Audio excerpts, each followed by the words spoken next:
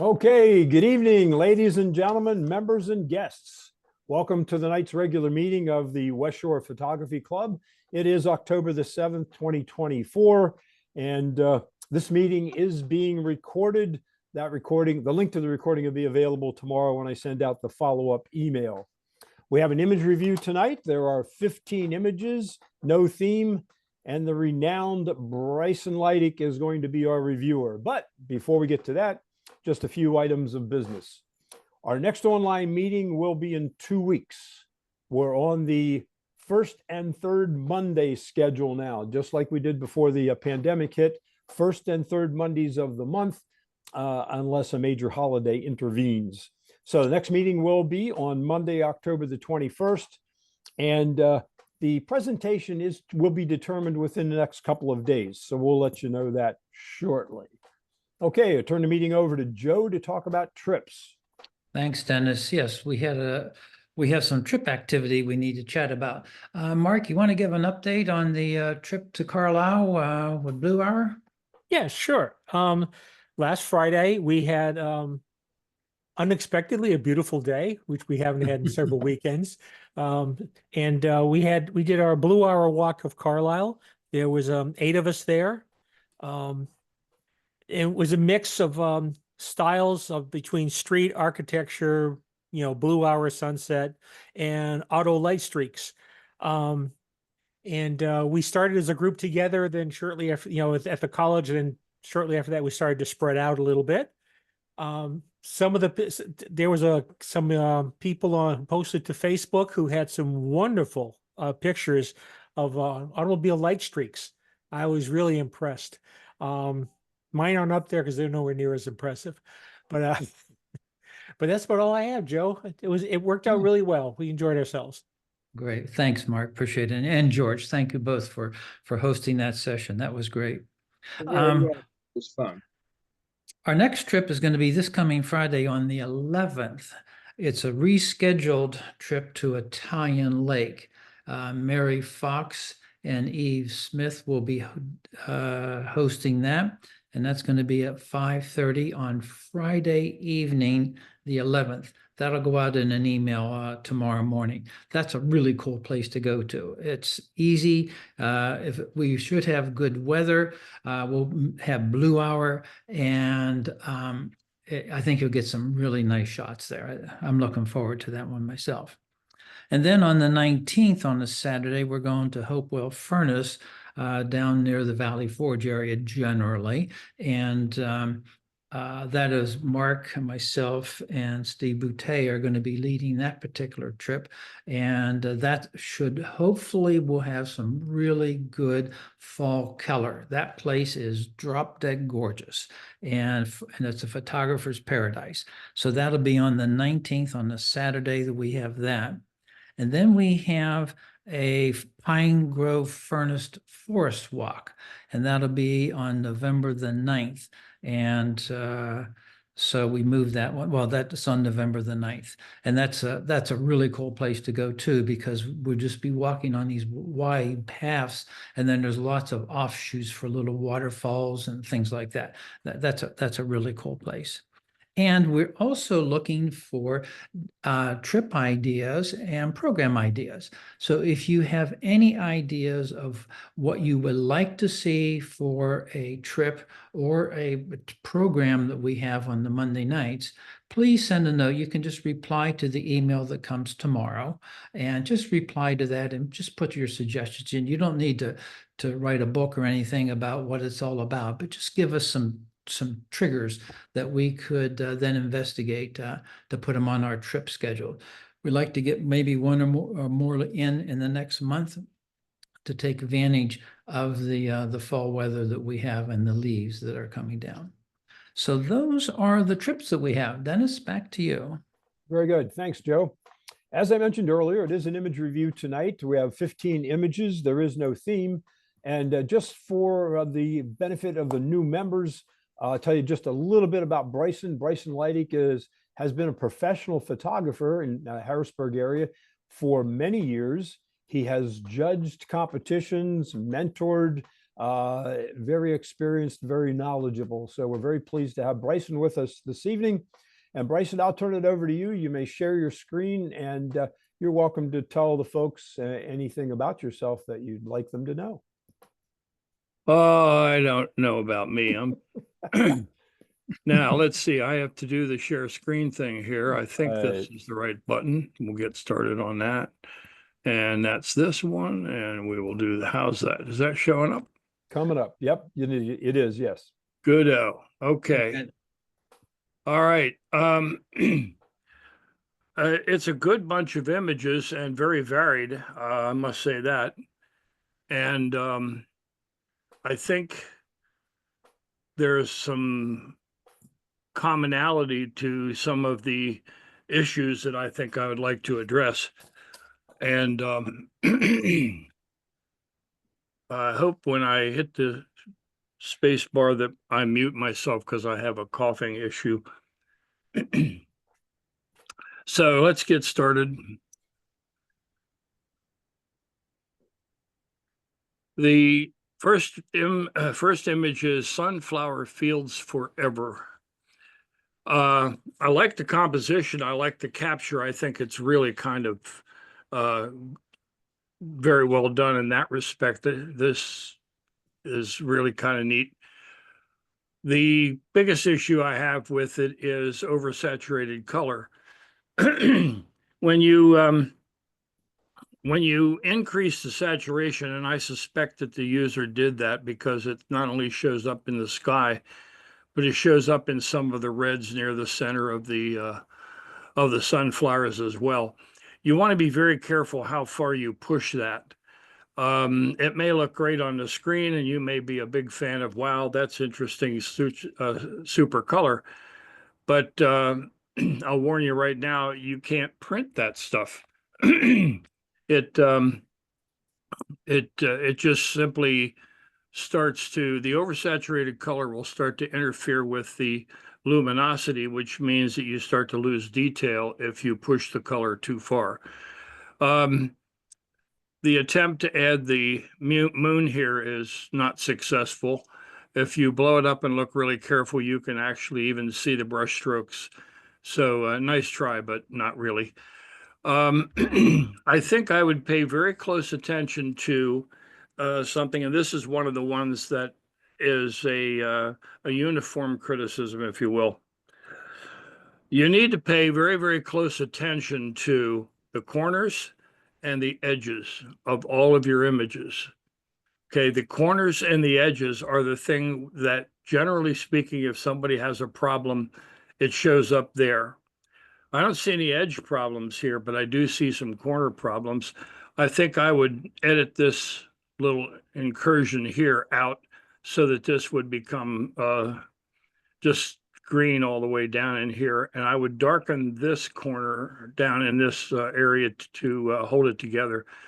Whenever you have something that's a little bit lighter, it tends to draw your eye. And if this is lighter than this, then that means your eye wants to go to the corner of the picture, and that's not a good idea. So that's my primary criticism of that.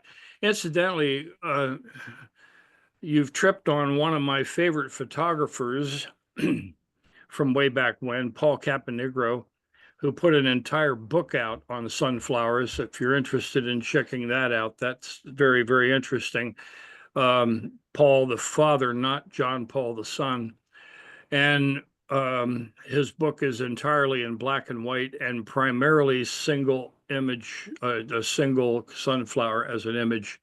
But it's a very, very nice, nice trip in black and white from way back when. Who did this? Are we doing that sort of thing? Yes, Yes. please. Yeah, George, are you on board? Would you like to comment? Let's see. Guess not. We'll go on to number 2. Number 2, firing of the muskets. An interesting concept. I like the idea of trying to photograph in these circumstances. I hope the person did a lot more than just one single shot. I have an issue with the fact that the primary people, to my mind, are kind of fading into the background. So this is all very well done, and this is fine. But the people, which I want to look at, are kind of lost in the smoke. This is actually fixable. If you, I don't know if you're working in Photoshop or Lightroom, you're probably working in Lightroom, but you want to be looking at dehaze and clarity sliders in the develop module. And then, of course, you're going to have to do some masking to see to it that that only applies to this center section. But you can really get these faces to show up and show up a lot better if that's your intention. It would be more interesting to me if they were all doing what this fellow is doing, and that is, holding the gun up and out, so that there's a reason for all of this. This looks like it happened. It was taken after the event, so to speak, and I think that makes the image a little less interesting than it could be. Whenever you're in a situation like this, you really just have to shoot and shoot and shoot. That's all I have to say about that. Who did this? Okay, Gene Martin, but I don't think Gene's on board tonight. Gene, are you with us? No, I don't see her on the list of participants. So on to number 3. Number 3, Founders Hall. This looks suspiciously to me like an infrared conversion. To my mind, it's a bit on the bright side. You want to avoid having things get into the 250s if in the terms of the 0 to 255 range of black and white to white in an image, and there's a lot of them here that are very, very close to being clipped. Just because you don't clip doesn't mean it isn't too bright. You have to really pay attention to make sure that the image isn't screaming at your eyes, if you will. There's one photographer that I ran across a little while back named Robert Burkle, Burcul, and robertburkle.com is his site, and he does a lot of infrared photography. Now he's working with a converted DSLR. He's not processing a color image into infrared. He actually shoots infrared. But the images on his site are extremely well done, and having that kind of visual information in your head as to what that kind of an image can and should look like will help you in your decisions when you're processing things like this. So I would recommend, if you're really into infrared, that you maybe check his site out. And I'm sure you can find some other examples online if you search for black and white infrared. But you want to make sure that your highlights just sort of stay down where they're supposed to be. My thought process on that is always that super bright whites belong to light sources and reflections of light sources. And if they don't fall into that category, then they need to come down far enough to be, I call it printable, but basically that's below 95%, which gets you below 250, more like in the 242 to 245 range in terms of how bright the whites are in the RGB numbers. Okay. Whose image is this? Hey, Bryson, Dave Marchetto. Thanks very much. I appreciate those comments. Sure enough. Good image, good capture. I like the composition. This is very strong. I like the where the tree is exactly where it belongs. So that's very well done. Bryson, what is the 250 to 245? I'm just not familiar with that scale. Well, your scale of image colors brightness values in an image is 0 being black and 255 being pure white. So when you put your mouse over it, a number is going to show up somewhere. Are you using Lightroom or are you doing? Yeah, yeah, I'm using Lightroom. Huh? There's a way to make the and I know Dennis can help you with the literally where this happens, but you should have an image up in the right hand corner of your screen that has numbers under it, and those numbers will show up when you mouse over the image, and you'll be able to see how like a gray like this will be down around 200, and darker colors like this will be down way down in 50 or below, something of that nature. And those represent the tonal values of the image. And the more you understand that, the more you know about that and that entire histogram, the easier it's going to be for you to make certain decisions as to how bright and how dark things should be.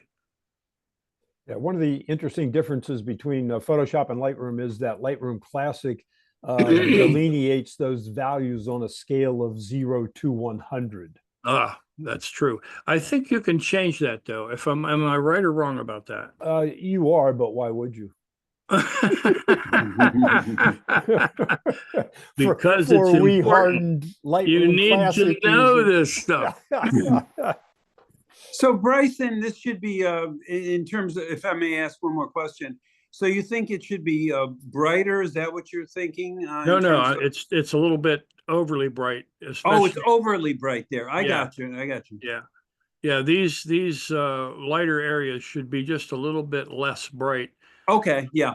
Okay. So not by a lot. And if you want to work in that 0 to 100 thing, then you want to be more down around 90, 92, somewhere in that neck of the woods, if you want to work with that instead of 0 to 255. It's very helpful. Thanks, Bryson. Sure enough. David, it might be as simple as just reducing the highlight slider a little bit. Okay. That may be very true. Yes, that might be sufficient. That might be all you have to do. Always on guard, number 4. I really like this shot. I like the composition. I like the balance between what's going on with the hummingbird and this. Instead of cropping it out, leaving it in, this really balances the image out extremely well. And I like it. It's not your typical ordinary composition, if you will, but it works extremely well in my mind.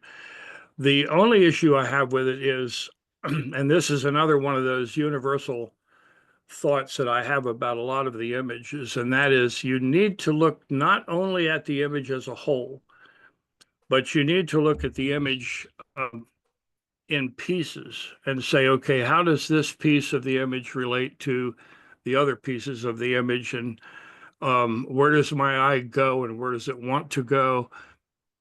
And in this case, you've got something happening over here, just sort of faded out, lower contrast, etc. But this is the primary area of interest. And then you've got over here way more color saturation than you have over here. So to improve this image, my suggestion would be that you need to take the reds and greens that are over here and make them look more like what's going on over here. Then the entire image will have a more complete look, if you will, to it, and not have you pulling your eye back and forth between the bird and what's happening over here. That could be done by lowering the contrast. It could be done by getting into the tonal, I think it's called tonal. I can never remember the names of the tabs, but it's where you can change the saturation and the brightness with the sliders on each of the individual colors. So you can pick the reds and you can pick the greens, or this. You'll find when you're working with greens that you more often than not, you're going to have to work with yellow as your primary target area. And you just pull the saturation down a little bit, play around with the lightness a little bit, and try to get all of what's happening over here to be more like what's happening over here, so that it doesn't take your eye away from the bird, if that makes sense to you. Okay? Who done it? Joan, comments? Hi, thank you, Bryson. I get exactly what you're talking about. The actual branch of the flower that was coming up, the one that you're saying to desaturate some, that was actually extremely saturated and bright in the beginning. And so I was bringing it down, bringing it down, bringing it down, and it was almost turning into like a gray. And I wasn't sure where to go with it from that point, and I didn't want it to look like that. Yeah. So I got to this point and stopped, thinking that, at least it looks natural, Yeah. Mhm. but Yeah. anyhow, I will take those tips into consideration. And one reason I wanted to have this image looked at was I want to print this image. So in your opinion, do you feel like it will print okay if I make those changes? Yeah, I don't think there's any problem with the printing aspect of it. It looks lovely to me overall. I just think the visual competition between what's happening with the hummingbird and what's happening in the lower right is, Right, I right. think that's an issue. I think I would work more with the lightness and saturation. If you lower the saturation, you'll start to gray out the image. I agree 100%. Yeah. So you have to sort of play between the two, and it can be a real back and forth game to play. My recommendation whenever you're making a change like that is to go too far. And when Okay. you've gone too far, then you can always bring it back. But if you don't go far enough, then there's always a little more room for you to do something that could be advantageous. It might also be that if you increase some of the saturation of the reds in particular over here on the left-hand edge where the bird is, that may help you to, pull your eye back in a little bit Right. more toward the hummingbird. Right. This is a very, very good image. I think it's worth working with. I really would work that. Okay, thank you. Just real quick, the flowers on the right, do you think if I made them less clear, less sharp, like the flowers up in the left-hand corner, that would help a bit? Yes, because I always goes to brightness and contrast and color saturation before, and sharpness, of course, before it goes to anything else. So if you I don't know exactly the word I want to use. It may be I hazy. know, I couldn't think of it either, like defocus it, or something. Yeah, I don't think I'd want to ruin the focus, but I think there's a haziness to it over here that Right. looks like a diffusion. Did you add that or was that real? I think that was real, actually. All right. This would be, to get this, you would have to diffuse this somewhat. Right, And that can be done a number of different ways. You'd have to play, but it'd be worth playing. I think I'd spend some time on this, especially if you want to print it, because right, it's a good image. Very good. great. Thank you very much. Absolutely. Joan, are you using Lightroom Classic? I am. Yeah, Yep. one way would be to select it with a mask and lower Mhm. the texture. Ah, Ah, yes, yes. Okay, texture and clarity. That Yeah. that'll soften it a bit. Good point. Thanks, Dennis Sure. and Bryson. Yes, just the texture, absolutely. Winter's coming. Hey, I have these in my backyard. You want any, let me know. Wait, squirrels or nuts? Squirrels and nuts. The biggest issue I have with this, I like it overall. I don't see any real problems with it. You could crop, you don't need his tail. You could crop this a little bit and you wouldn't lose anything in terms of the power of the image. Okay. The biggest issue I have is that he just isn't sharp. And the solution to that, of course, is sharpening, which you can do a number of different ways. But the big deal for me with anything that involves a human being or an animal is you got to have a sharp highlight in the eye, because that can really fool you into assuming that there's more sharpness in the picture than there really is. If you really blow this up and look closely at the eye, it's a little on the soft side, and I would work on that, because when the animal is, say, not as sharp as some of the foreground texture values, why you've got a problem. So you need to sharpen him up. Okay. All right, George, would you like to comment? You're muted, buddy. That's mine, George. Bryson, thank you for your comment. Can you hear me? Yes. Yeah. Bryson, thanks for your comments, but I looked at this up close and gosh, I kind of thought it was sharp. You can see his whiskers and so forth. I did sharpen him just a little bit more, but then his fur began to seem spiky. It seemed artificial. It didn't look normal. Did you transfer this from whatever you were working on into a JPEG in order to send it to a competition? Well, I guess I had to, didn't I? Yeah. Yes. Yeah, that could have something to do with it.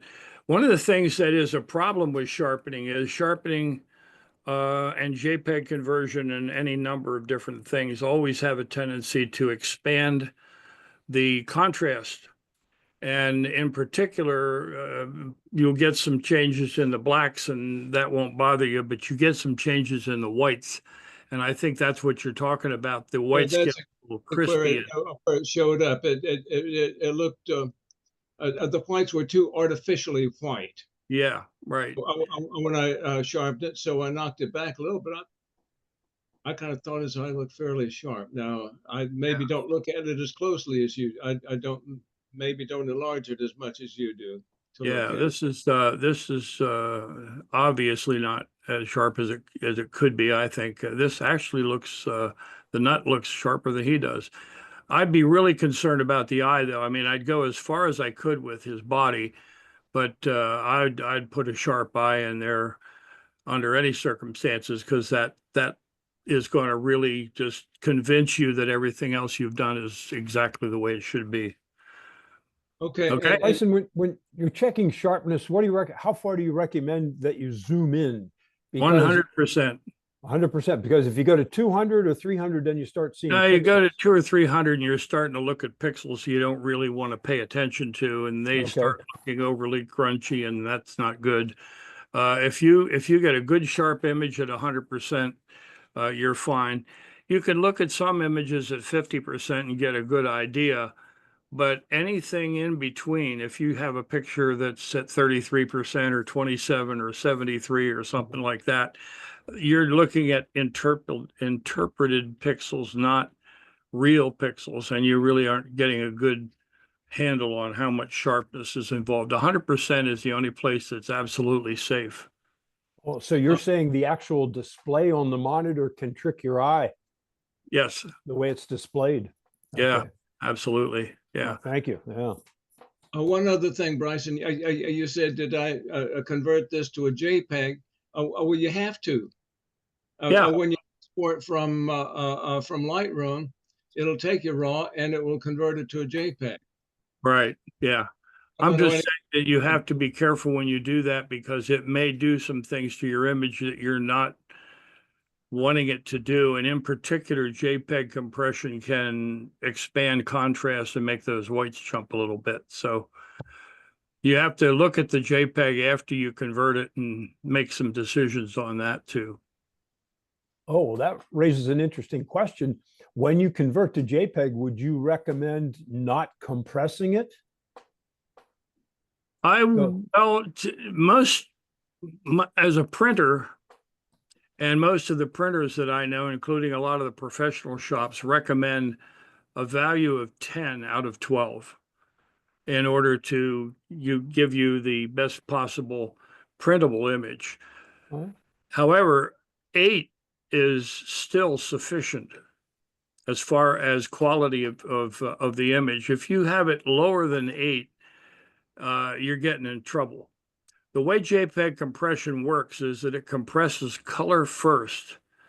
And the reason that printers say 10 is fine is because 11 and 12 don't really have any effect on sharpness. The JPEG compression is compressing color, and it's only when you get to below 10 that you start to compress information as well as color. So, and even at 8, it's so subtle that it's just not a big deal.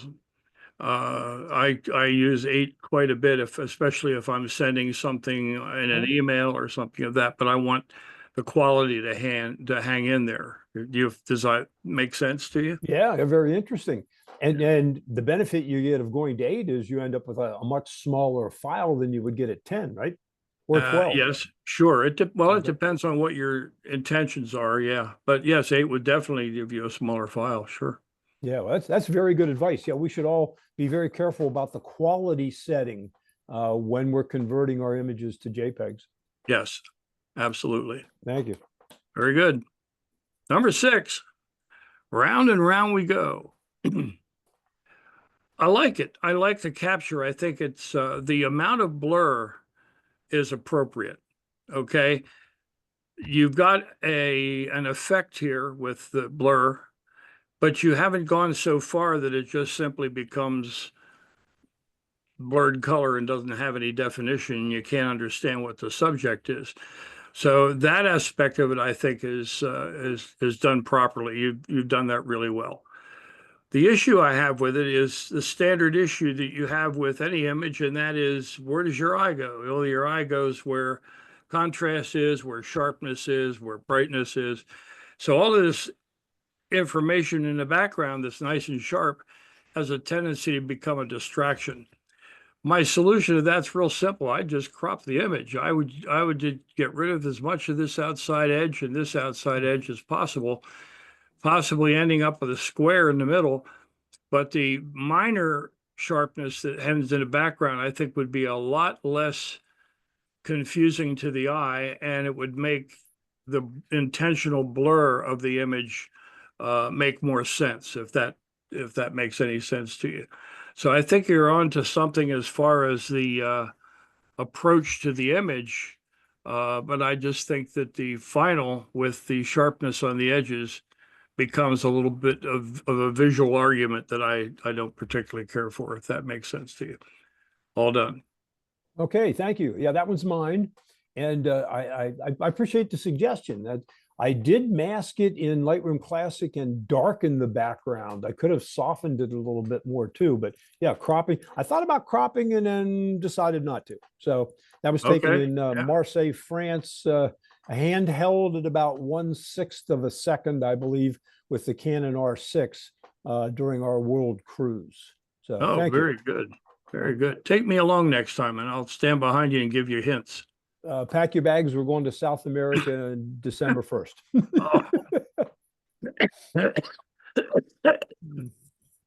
Oh, early birds, number 7.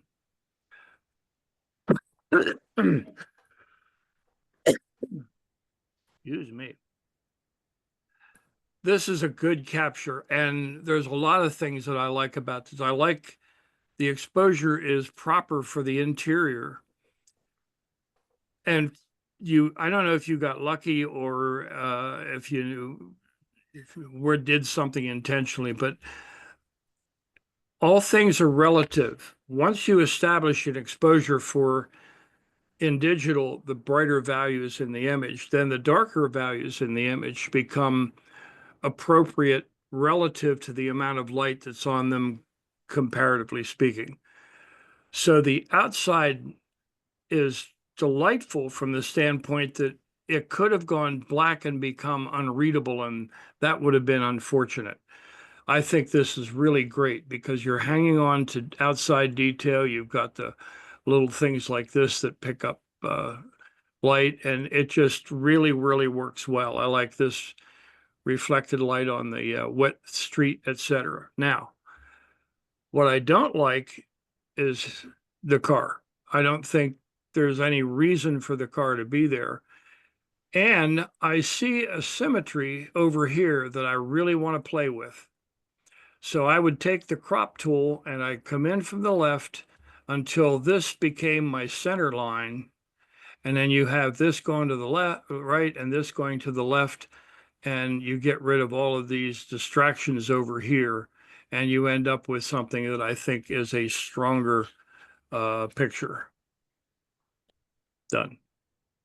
Okay, Mary Eileen. Yes, sir. I tried it without the car and I tried it with the car, and in the end, I think I kept the car because it, to me, was part of the environmental placement of it.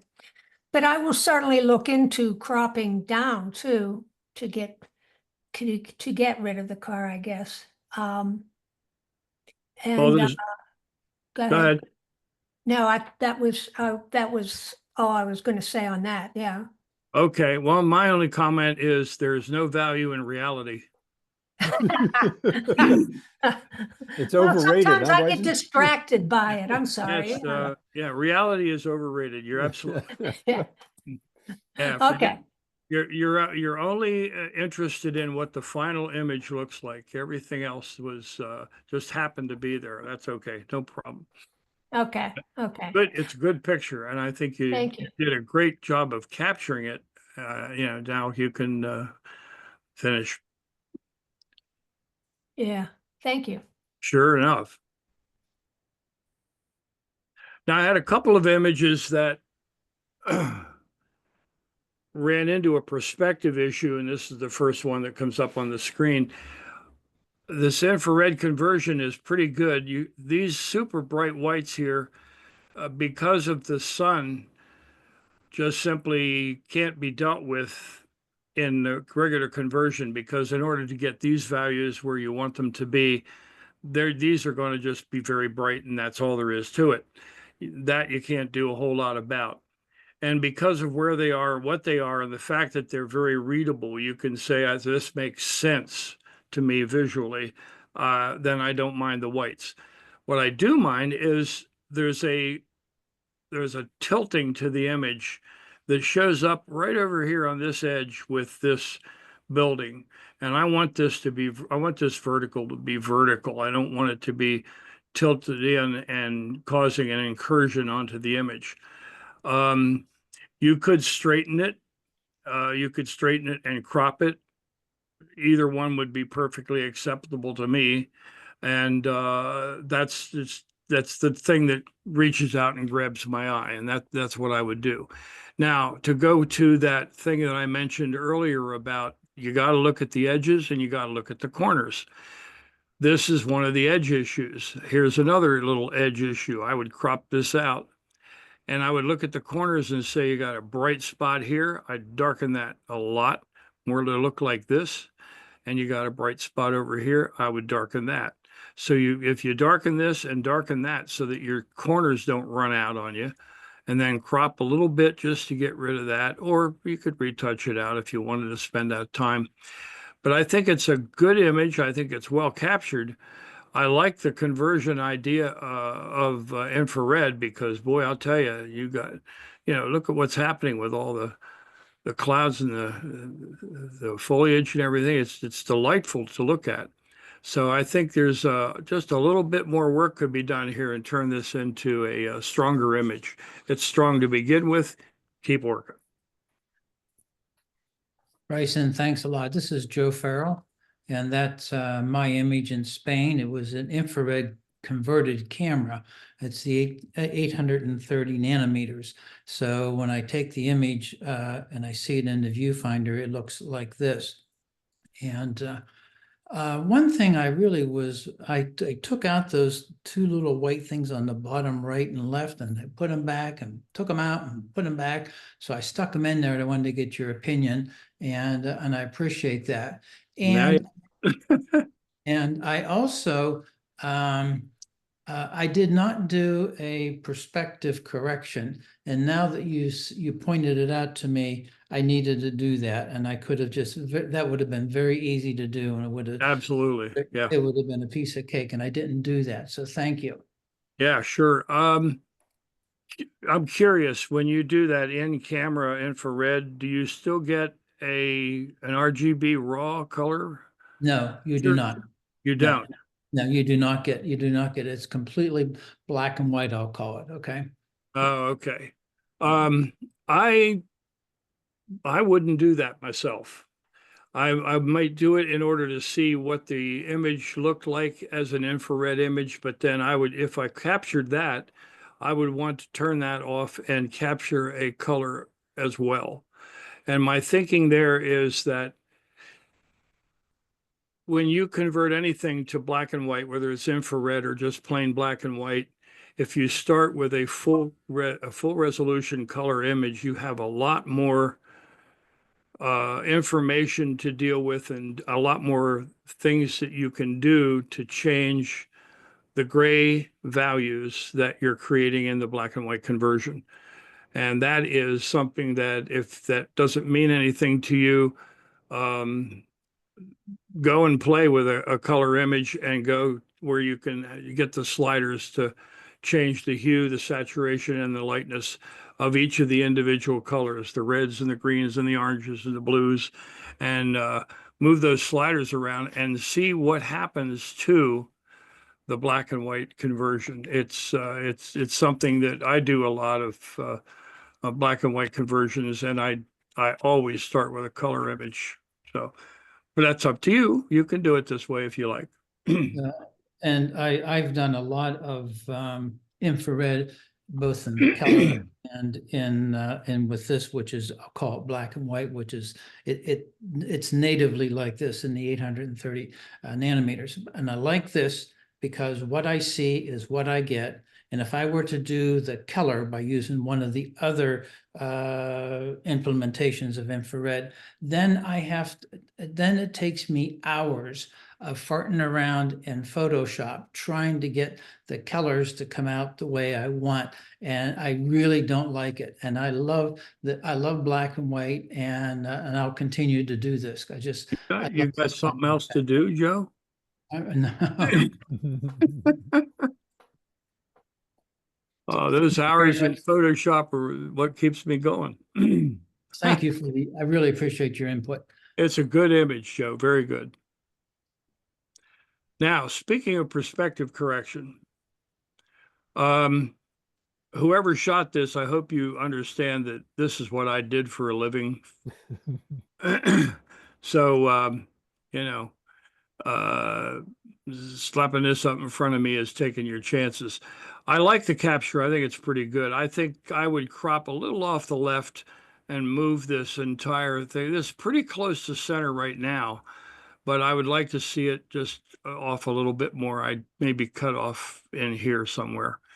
But in your conversion, when you're from the raw file, if you're in Lightroom or you're in Adobe Camera Raw, either one, there is a button you can push. It's quite literally click a button and it will straighten up your verticals. You'll see the verticals over here are tilted in and the verticals on this side are tilted in this way, and you don't have a symmetrical, perfectly vertical image. If you're doing something like this for an architect, they don't draw buildings that collapse. They draw buildings that are vertical and stay vertical.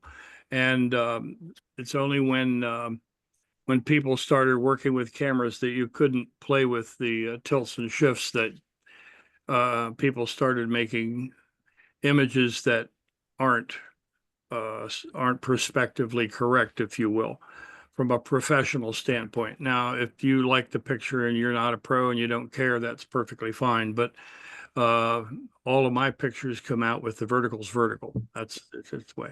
I like that there's some clouds here. If they weren't there, if this was all solid blue, love the capture of the flag.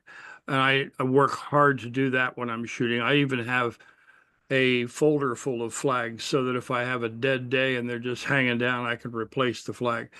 If this were nothing but solid blue, then I would be putting a new sky into the picture too, and so that it would break up. I don't like masses of blue that just have no character to them, if you will. I would also select this gray in the driveway or parking lot or whatever you want to call it and darken it. Not radically, but just enough that as you start to pull the value of this macadam down, you'll see that it affects the value of the school. Is that the right way to put that? You always want your subject to be the thing that gets the eye first and gets your attention and keeps it. I might even darken the sky a little bit so that I sandwich the building in between a slightly darker blue and a slightly darker gray, in order to, just have that punch to the primary subject. So I'll get off the soapbox now and Comment, Jim? Yeah, Bryson, thank you for the comments. Those clouds are real.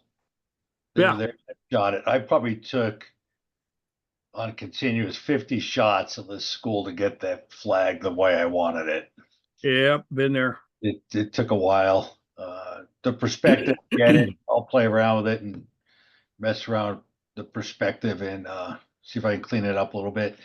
It's funny you mentioned the parking lot. So I took a picture of the Daybreak Church in our township today, and I noticed the parking lot was super bright relative to the building.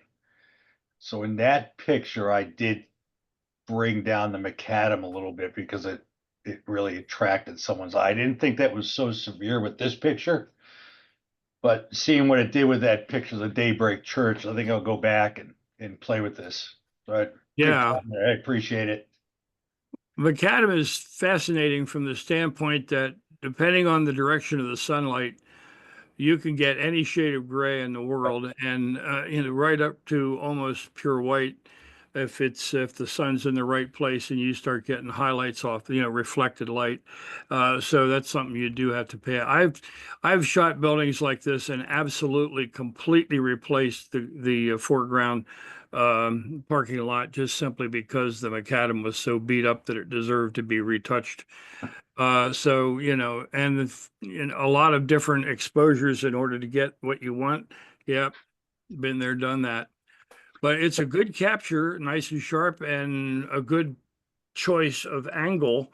I don't have any issues with that. But other than that, you've pretty much heard what I had to say about it. So yeah, that was on a tripod. I think it was f8. So I wanted the whole picture sharp. It's for a photo essay I'm doing.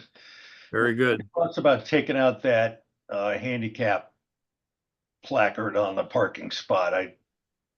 I usually leave those in. I don't have a problem with they're real. Now, if they're beat up, I'll take them out. Okay. But that looks pretty new and real. I think I would leave that alone. That doesn't bother me at all. Okay. I might consider either darkening or taking out the air conditioning units on the roof. Yeah, that'd have been easy to do with Yeah. AI replace. So okay. Yeah, no problem. Good Thank you, shot. sir. Good Thank you. shot. Bryson, can you go back to that image for a second? I have a question for you. You brought up the tilt shift lenses, and I haven't seen one of those in probably 5 years. Are they going out of flavor or what? How come I haven't seen them? Not seen them in what respect? In terms of people using them for their photography, in terms of landscape shots and things like that. I had a very, very big job for one client a few years back, and I rented a 17 millimeter tilt shift from an outfit in New England for a week in order to be able to use that and then make comparisons to what I can do in Photoshop. When I sent the lens back, I had no desire to own one. All right. Okay. The amount of time and effort that I put into correcting things with that lens in order to get what I wanted versus just simply having a nice level camera side to side. You can tilt up, you can tilt down, but if you have to side to side, left to right has to be level. So if you've got a level camera and you tilt up a little bit and things start to tilt in like they're doing here, it's so easy to fix this in Lightroom and Adobe Camera Raw that there's just no point to having an expensive lens that just creates more work for you. And I think that's become a lot more evident to people who don't do it like 24/7, 365. If Okay. that makes sense to Yeah, you. that makes sense. Okay, I was curious about that. Yeah, Thank you. sure enough. Drama on the Susquehanna. I like this. It's interesting and it's very different. And I'm assuming this is the Dock Street Dam. And it's just a nice capture. I like the black. I like it's nice and straight here. And this is interesting. The thing that caught my eye that I thought was really cool is how important this is. This is all interesting stuff, but if this just simply did the same thing and then stopped, you'd have a big black thing down here at the bottom that wouldn't make any sense. So that means that this becomes extremely important visually in terms of balancing the image. And of course, this adds to it. This I'm not so sure about. I don't know if I would take it out or not, but I would certainly darken it because I don't think that it really has a lot of value. And I think I want my eyes to be over here, not over here. So I would darken it at least, possibly remove it. And I'd have to remove it to see if I wanted to keep it or not. So that's just a game you play. You know, again, like I said, reality has no particular value. It's what the picture looks like. So I think it's a good capture. I think it's an interesting idea I've not seen done before. And, you know, whoever did this did a pretty good job. The appropriate amount of blur, I think it's just well done. So good for you, for whoever. Yeah, that would be Thanks, Elaine. Bryson. This is Elaine Shook. I intentionally submitted this one knowing that you were going to be critiquing tonight because I knew you would be honest. And I had reservations about it, a little unsure of some things. And one of them was the cliff on the side. I wasn't sure if I wanted to leave that or not. I will try removing that and see what I'm left with. I kind of had the feeling that it might leave just kind of a empty black hole and put it out of balance a bit, but I will play with that. I was going for different and I was going for dramatic in this one. It's obviously not your typical bridge shot with a vanishing point, which I didn't want. It was an extremely bright day on the river, late morning. So it was challenging, and I thought my efforts would be futile in pulling off what I was going for. I ended up using not only a polarizer, but my camera's built-in ND filter at 64. So reduced it by 6 stops of light to get this look, to eliminate the reflections and the specular highlights. And because it was a 1-second exposure, I needed to make sure that I wasn't blowing out that water. But my real intent in this was to demonstrate the contrast, not only in the light values, but in the textures and the mood in the 2 levels of water, the one being the smooth glass-like water before the water falls over the dam, and then the turbulence at the bottom of the dam, which is really what caught my eye and wanted to be the center of focus. So it was challenging, but the contrast is what I was going for too. So using that kind of an ND filter helped a lot. Yes. And I don't know if you remove this, if you just end up with a bunch of black over here that you didn't care. I think at the least I would darken it slightly. And of course you can do that easily enough and experiment with it and land somewhere where you think it's appropriate. But I think you've got something worth working with there. That's good. And yeah, one of the things that I hear you saying that I think is very good, and a lot of people don't do it, and that is playing with stuff like the polarizers, neutral density filters. What happens if I shoot this at 1/8 of a second versus 1 second versus 8 seconds? Understanding how you can control the visual aspects of the image in terms of contrast and brightness and everything. Those are games you should play. You shouldn't just go, oh, that's neat, bam, and take a snapshot and walk away. You don't learn anything that way. And believe me, when I started, I remember Don't get me started. I'll start telling stories. But I remember quite literally having a couple of rolls of film from a 35 millimeter camera and an outing and got nothing. I mean, 72 totally useless frames.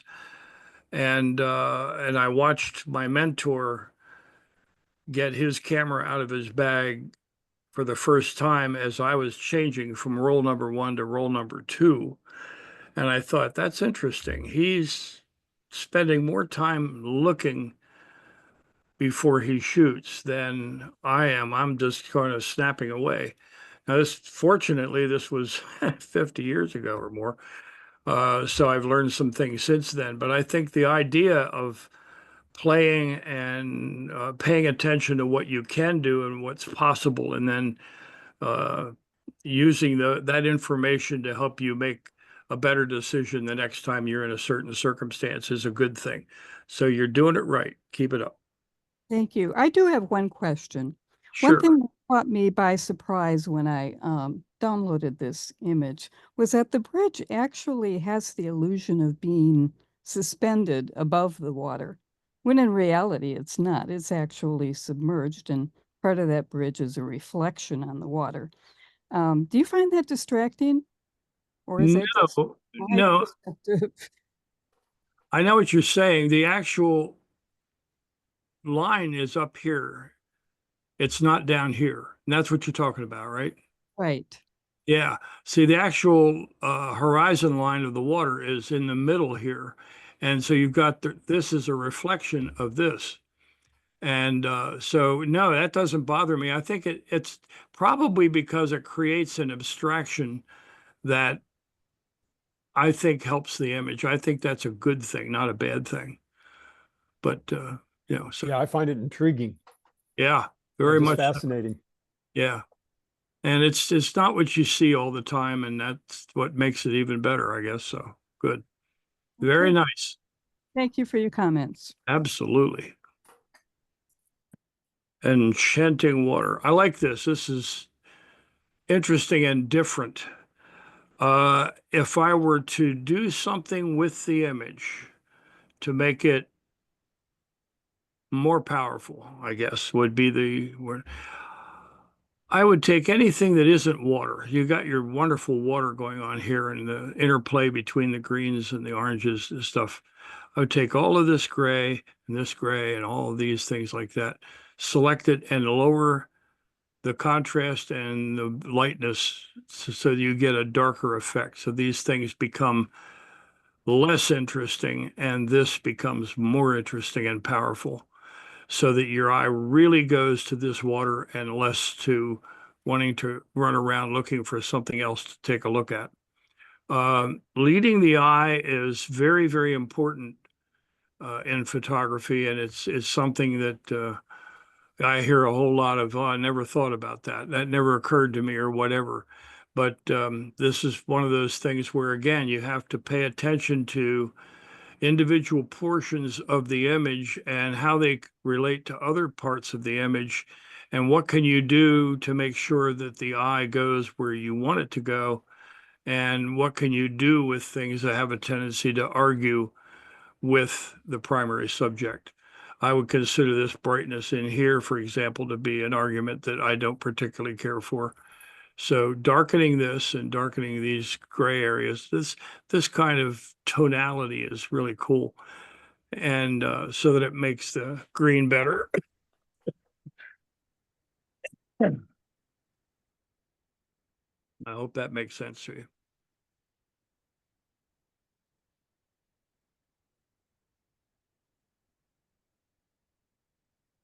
Whose is that, Dennis? Oh, it's Marlene. McNamara. Oh, there we go. Hi, I had a lot of problems with this.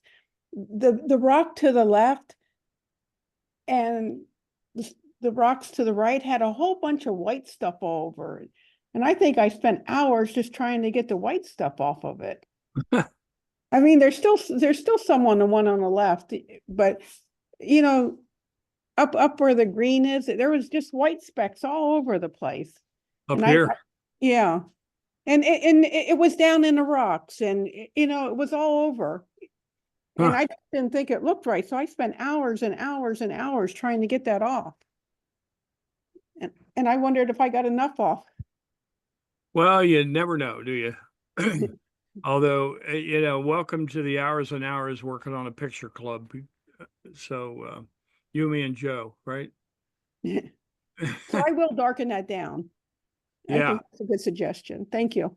sure enough. Yeah, and that would probably de-emphasize the white spots then too. That's true. Yes. I don't know if you're working if you're working in Photoshop, I have the answer. If you're working in Lightroom, I don't so much, except possibly there's a slider that will do this. Just the highlight slider alone would probably pull those down a bit. But I would if you're working in curves, it's very easy. You go to the top right, you pull it down. If you're working in levels, you've got black, midtone, and white, and then at the bottom you've got the output, and you just take your white slider on the right and move it down, and it will darken the white values in the image, and that would be very valuable. So for what it's Thank worth. you. Okay. Blackhawk, up instead of down. Good capture, nice use of high shutter speed to freeze things. Poor guy's going to fall right out of the sky. Decent exposure. This doesn't go black, and you've got a little bit of sun picking up information here. So in that respect, I think it's well captured. The sky is way brighter than I expect it to be. I don't think it's infrared because these trees would not be looking like that, but I'm not sure I would have gone quite this pale with the sky. I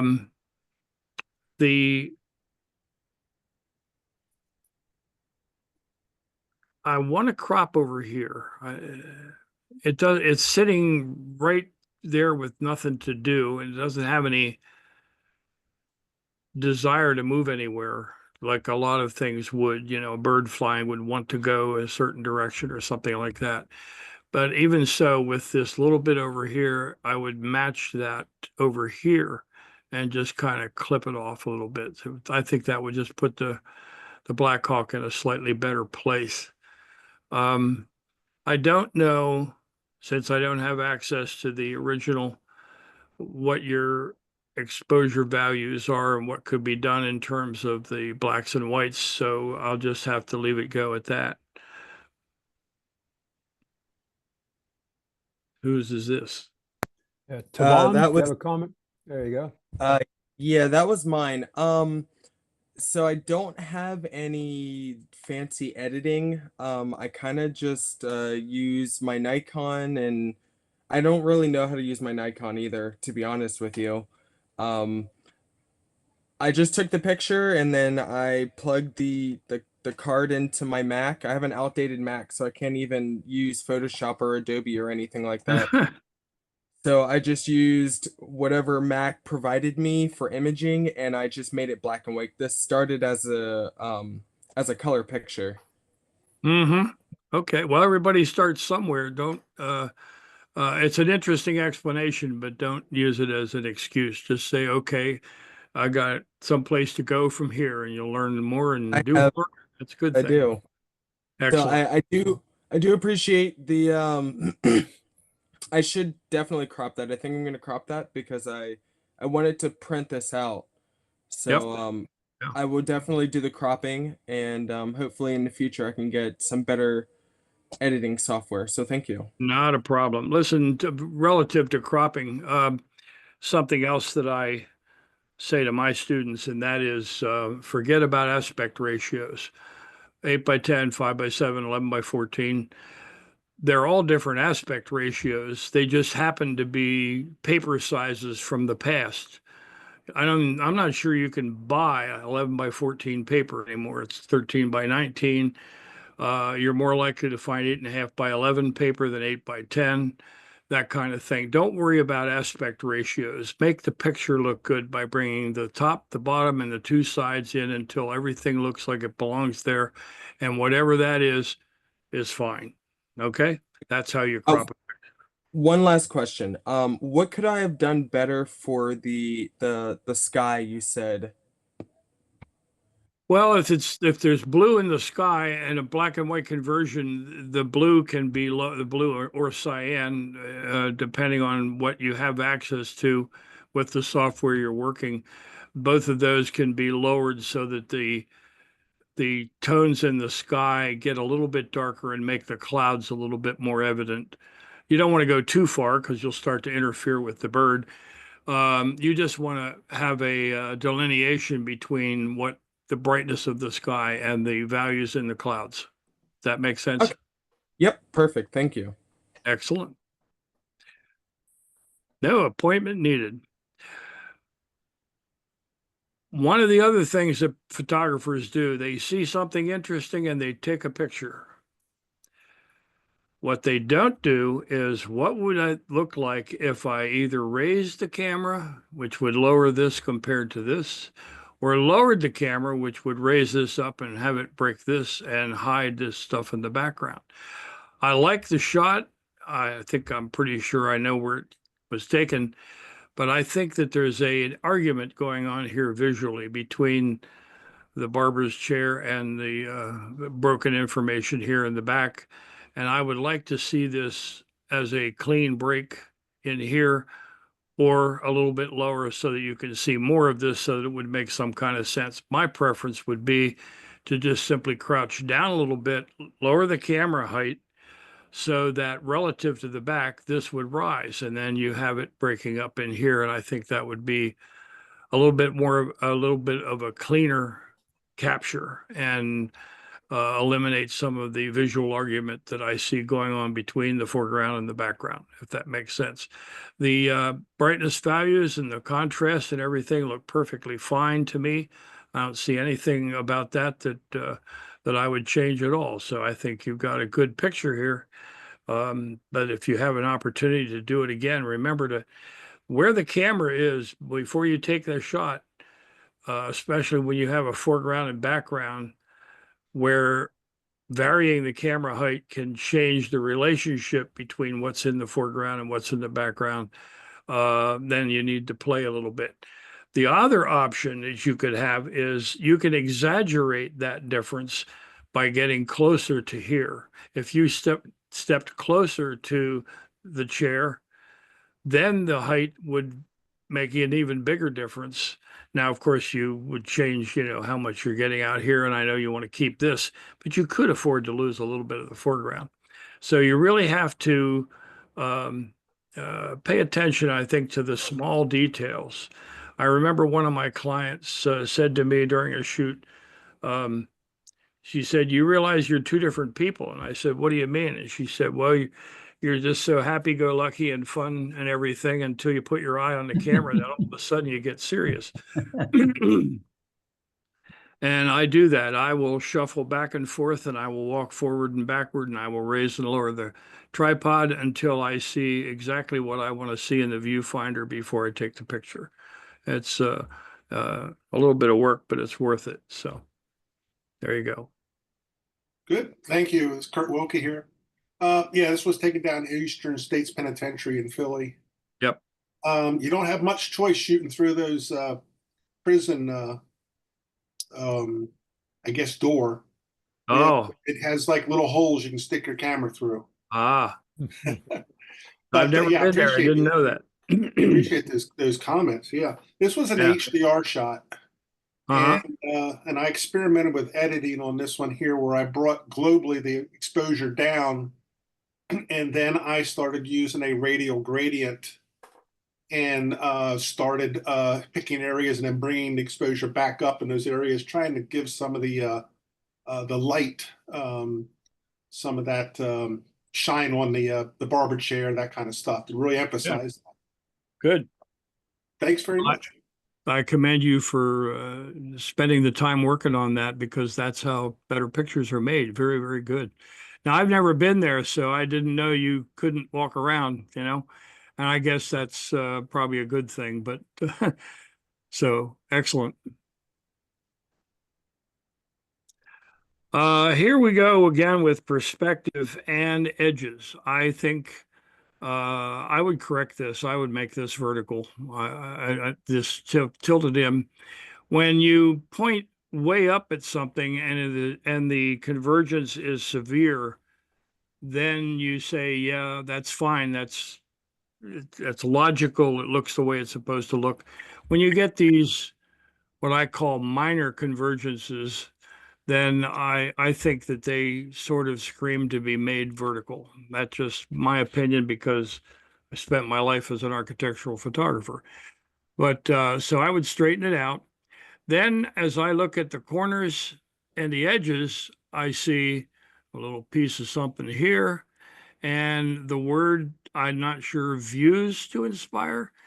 I think I would be really, really careful with inclusion when you have something like this, where do you cut it off? I almost want to see more. I want to see if this word's views, is it views to inspire? I don't really know. The other option, of course, is if you're a nutball like me, I'd just take the words out completely. But I'm one of those guys that plays with Photoshop for hours on end. I like the idea. I like the, I don't understand what's happening here. I assume it's stairs and they're illuminated underneath or something like that. Maybe you can tell me what's going on. But what's happening, I think, is very interesting. I like the lighting. I like the overall values. The capture is good. The exposure capture is very, very good. So you've got a good image there to start with. I just needs a little bit more playing around. Okay. Okay, let's see. Doug Cinnamon. I don't see him on board. No, I'm here, Dennis. Oh, are you? Okay, Doug. Didn't see in alphabetical order. Sorry. Go ahead. Yeah, no problem. I was on mute. Sorry about that. No, I appreciate your comments. Thanks very much, Bryson. It actually was, I think it was news to inspire. It was an office that's no longer inhabited. This was taken in Brooklyn. I think in April, but I do appreciate your comments. And yes, those actually are steps that are illuminated from below. So I will I'll give it another go through in Photoshop. But thanks again. Absolutely. And the last one. I like the shot. I got no problems. Again, check the edges and the corners. And when you do that, you're going to discover that there's a little bit more space on the left here than I think you really need. I think the balance of this would be improved by a very slight crop, which would eliminate these two little dots and improve the picture. Now, second thing, if you're processing in Lightroom or Adobe Camera Raw, you have sliders in the tone curve. In Lightroom, I think it's called tone, or there's highlight sliders in there. And if you take that highlight slider to the left, you'll pull more information into the very, very brights. And that'll affect the hat a little bit and affect his back right in this area and here. And it's such an easy fix. You just take that slider and pull it down, and your bright whites will come back down a little bit, and you'll get a little bit more detail in there. And I think you'll see when that happens what the effect is. An image does not have to have a full range of tonalities. That is to say, it doesn't have to have a 0 in the blacks. It does not have to have a 255 in the whites. Or if you're in Lightroom and you like Dennis at 0 and 100. Yeah. I like detail, and I don't, this guy doesn't have an electric shirt on, so it's not lighting up on its own. So I would want to see that detail. And just just pulling the highlight slider in the tone curve section there to lower those highlights would improve this very quickly and very easily, and probably won't even need any masking or anything. It would probably just be a simple pull and done. And that's my only criticism. I like the picture. I think it's kind of it tells a story, and that's good. I look at the edges; they're fine. I look at the corners; they're fine. I wouldn't bother darkening this side. I think it's fine where it is. It doesn't need any help. So, good shot, good capture. Hey, thanks, Bryson. This is Don Uvick. Hey, Don. Hey, yeah, as a matter of fact, this is I just printed this yesterday, and everything you said was exactly the case. I wanted to see what would happen when I printed it, and yeah, that shirt just had the tonality was a little bit, the highlights were a little bit too bright. I just needed more detail in there. And the cropping, I didn't even think about that, just to get rid of some of the crops, the weeds that were in the area that he was in. That's fantastic. Because I just got this particular piece into one of the exhibits in Maryland. They have a juried exhibit every year, and this was one of the ones that it was accepted. So I'm just in the process of trying to print it. And I said, wait, I have to wait for Bryson to take a look at it to make the last final tweaks. Because you are the expert. I tell you, I diligently wrote down notes tonight about some of the things you suggested on other people's work, and ironically found some sheets from probably 10 or 15 years ago from the Harrisburg Camera Club from notes that you had. So what you say is indelible in a lot of people's minds and on paper in my particular case. So thank you. You're going to give me a big head. I appreciate it. You've always been good at capturing things, Don, and this is a good one. I think the crop on the left, just to make it balance a little bit better. Yep. It's just and it doesn't take much. It's one of those things. We have a tendency to look at a picture as a whole. We don't stop sometimes and pay attention to little tiny things that might improve that image. And compositionally speaking, I spent a lot of time. I will put a crop tool on any image and start playing with the edges just to see if something starts to look better than it did when it wasn't cropped. And it's, of course, I'm at the stage right now where I got nothing better to do. Playing in Photoshop for me is the way to blow an afternoon, and I do it a lot, and I spend a lot of time doing that. I'm doing a special personal project right now with some of my original photography, some of my way back stuff, the stuff that I actually have the fourth frame of the first roll of black and white film I ever put in a camera. And I was working on that yesterday, and it's interesting to see where things started and where they went to or where they came to. So good capture, Don. And pay attention, everybody. Look at this. Could be solid black very easily, but it's not. There's information there, and that helps. That works a lot. If you wanted more, you can bring the shadow slider up a little bit, but at least it's there, and it really helps. It enforces the depth and the reality of that capture, and it really makes a difference. So good job, Don. Thanks, Bryson. And we're done. Very good. Very good. Thanks, Bryson. Before we open it up for questions or comments, let me ask you one. Are you available for hire if someone would like to hear your comments on their personal work, critiquing, or do you have any classes in works right now? How could you help our members? I haven't done any classes in a long time.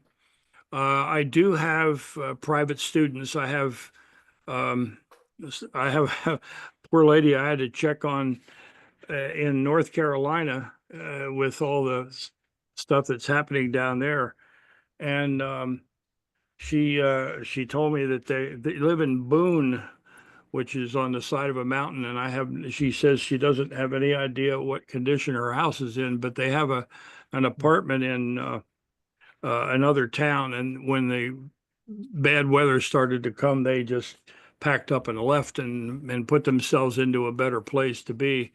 Wow. And that's a good thing. So I'll be chatting with her before too awful long. I just printed a big job for a friend of mine in Indiana who is a constant client and student, if you will. And yes, so I do image reviews in that respect, in terms of I will take a raw file and work with you through it. I will take a raw file and your conversion and tell you whether I think you could do maybe a little bit better.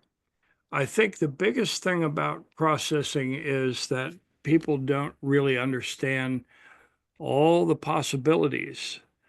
And the thing I hear the most is, "Oh, I didn't see that," or "Oh, and that never occurred to me." That's very, very, very common response to a lot of processing. Processing is the craft part of photography. What you're looking at here is the art. This is capturing, and this is seeing something that's worthwhile. And then the craft is managing that into something that turns it from a snapshot into a piece of art. And we're after the art. So you need to learn the craft in order to create the art, if that makes sense. Okay. At one time, you were publishing a blog. Are you still active doing that? I haven't done that in a long time. I considered adding to it. I just haven't really had anything that weighed on my mind as being important enough to put me back into that mode. So maybe I haven't eliminated the blog. It's still there. Maybe sometime I'll do that, but nothing at the moment. Okay. So if someone were interested in getting your comments, you critiquing their images, they should contact you directly? Yes, and if you go to my website, which strangely enough is brysonleidich.com, you will see some information on various pages that will tell you how to contact me. And if you look at the learning page, there's a whole lot of information on there with a lot of links about Lightroom and Photoshop and processing and all sorts of things. And I would start there. I think that's the thing you need to do first is look at that, because there's a lot of stuff there that might help you out without ever bothering to get involved with me directly. But you're certainly welcome to get involved with me if you want to do that. Thank you. Thank you. Okay, let's open it up. Our members might have some questions or comments for you. The floor is yours, guys. Just unmute yourself and go ahead. Hey, Tavon here again. As far as so the picture you saw, what do you think would make me a better photographer? Really kind of just starting out. Like, what are some pointers for you from you? In what respect? In the respect of perspective, and kind of trying to line up my images correctly. I use a tripod. It has a leveler on it, but I don't always get the exact image I want. A little hard to say. One thing I will say, I don't think people spend enough time looking at pictures. You need to look at stuff, and you can go online and find pictures until your eyes bleed. You need to look at photographs and kind of build a database in your head of what good photography looks like, so that when you're looking through your camera, your head sort of says to you, "I've seen this before. This is how you do it." Okay. Learning from others is very, very valuable, and the more you can go to that visual database, if you will, the more pictures you can see, the more images you can look at. I'm looking out here in front of me. I've got 2 bookcases full of books and periodicals and discs and things that are nothing but thousands of photographs. And every once in a while, I just grab one and start to leaf through it and see what I haven't seen perhaps in 5 years or 10 years or whatever, but something that will inspire me to pay attention to the way I will see another image when I go out to shoot. But if you don't have something in your mind about what a good image looks like and you start taking pictures, you're just, Doing the same thing over again, over and yeah, over again. it's in the wind, you know what I mean? Yeah, yeah, exactly. Yeah. All right, I So appreciate that. Thank you. it takes a while, and it can take a long time. Some people get very, very good very fast, and some people don't. And don't let yourself get down. What you need to do is you just need to make the next picture better than the last picture, and eventually that will become its own reward. So, okay, yeah. Very Devon, good. as a retired educator, I absolutely agree with Bryson that learning is the key. So I would recommend, continue along the learning path, watch YouTube videos, read articles, take a class, whether it's in person or online. But Yep. In terms of looking at pictures, it's good to have someone help you point out what makes a good picture. Because sometimes, well, a lot of times when people are starting out, they'll look at pictures, but can't readily distinguish the good ones from the poor ones. Yeah. So it's good to have somebody there to lead you along. You're here. You're here. That's the first step in the right direction. Exactly. Right. All right. All right. Well, thank you guys. Tavon, this is Joe Farrell. I think you mentioned that you didn't use any post-processing software other than what came with the laptop. Is that correct? Correct. Yeah. Since you're using Nikon, I wanted to suggest that maybe you can go to the Nikon website and download a program that they call Nikon Studio. And what it is, it's free, okay, 100% free. And it will give you the capability of doing some of the things that Bryson talked about tonight. Maybe not some of the advanced functions, but certainly it will help you sort of get a flavor for what post-processing can do at a $0 entry point. And they have some tutorials for it. It's called Nikon NX Studio. NX Studio. Very good, Joe. Very good. Good. Okay, guys, other comments or questions? So Bryson, picture of the school you're talking about, perspective. Yeah. I looked at the aerial shot of that school, and the 2 wings are offset by about 15 degrees. So I was looking at that school at an angle, taking pictures of 2 different parts of the school were in different planes, and that probably threw the perspective off even more. It exacerbated, I'm talking about the verticals. If you look at the window framing on the right and the left, they should both be vertical. They should not tip in like, okay. That's a whole different thing. I know what you're saying, but that's a completely different thing. Okay.